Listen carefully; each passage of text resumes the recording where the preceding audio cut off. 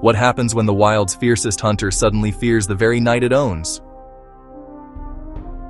As flames tore through the forest, a lone wolf stood frozen, caught between instinct and terror. The crackle of fire drowned out his heartbeat, yet he didn't run. He watched the trees he'd grown up with burn like memories slipping away.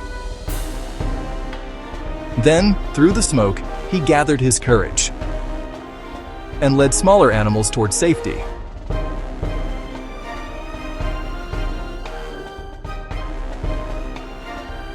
Choosing bravery over fear.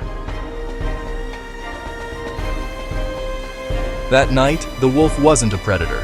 He was a guardian fighting against the fire's fury.